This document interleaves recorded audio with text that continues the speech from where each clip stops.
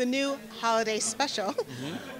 How do you figure out making the music for it? Do they make the show first, and then you sort of extrapolate the musical sound for it? Yeah, I mean, it takes a few years to make these things, so they're working on it for quite a while, and I get to come up every so often and kind of see its progress. So I start thinking about it, and I'll have been thinking about this one for almost like a year at this point. But knowing it's important to have that time, because you have to understand what the characters are, what their needs are, what their wants are, what the story is, because all of the music and all of the emotional impact that comes from the music comes out of me understanding what the characters need and want. So it's very important that I really get a chance to be a part of that.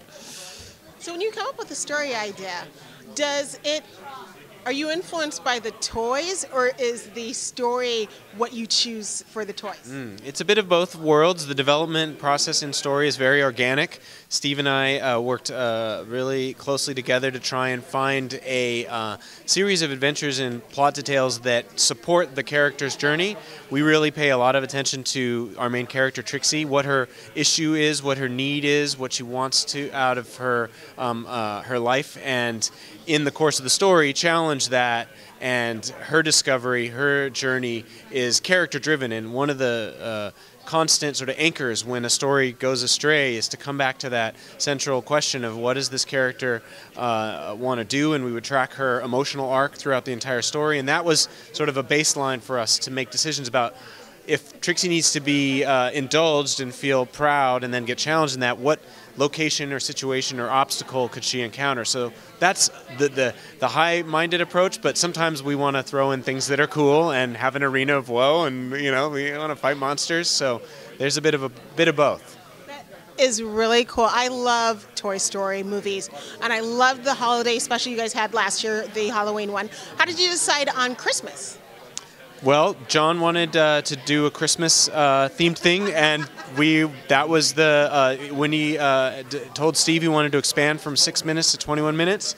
We wanted to add Woody and Buzz and set it around Christmas. So that was sort of our mandate to create and construct and build the story to those parameters, and it ended up, finding 2 years later, we're close to the finish line. Wow, 2 years, that's a long time. I haven't even worked on it as long as Steve has worked on it, but I've been on it for 2 years now. Oh my gosh. Yeah, for 21.5 minutes. Wow, that's a lot of time to make something that's a half-hour special. Yeah.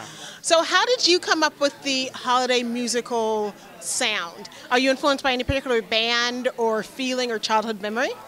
Well, I haven't written a note of music for it yet because they're just still finishing it. We're probably going to record it in October. But I will say, I'm assuming and I'm feeling like there will be some sort of holiday treatment to some aspect of it. But the truth is, a big part of this movie takes place in the world of the battle sores.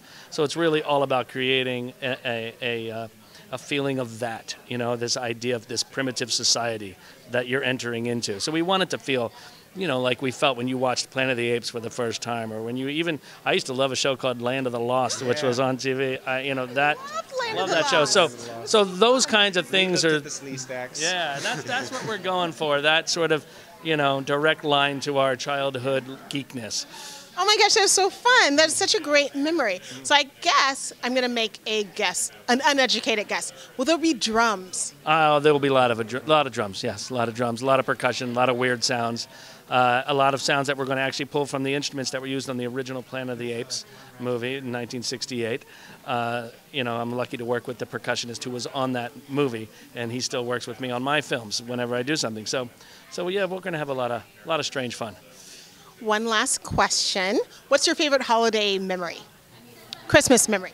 Holiday, it's just literally standing upstairs at the top of the stairs and waiting for my dad to, at the time it was annoying, but as a memory it's so amazing, waiting for my dad to set up the regular 8 movie camera and telling us, no, you can't come down yet, you can't come down, you gotta wait, and he's fumbling down there, putting it on the tripod, getting the lights set up, and then him saying, all right, go, and then we would all just race down the stairs to see what we got under the tree, and that was, for me, that's probably one of my favorite memories. That's a good holiday memory. It's strange when you asked, all I thought of was holiday disappointments. I don't know, it's so backwards. There was this toy I wanted super bad called Terron, the Beast from Beyond, which was an inspiration for us for the Goliathon. And this is in the late 70s, and they stopped issuing it at the stores. And that was like right around the year I figured out Santa Claus wasn't real. but I love Christmas, so it's sort of a backwards. That's what popped into my head.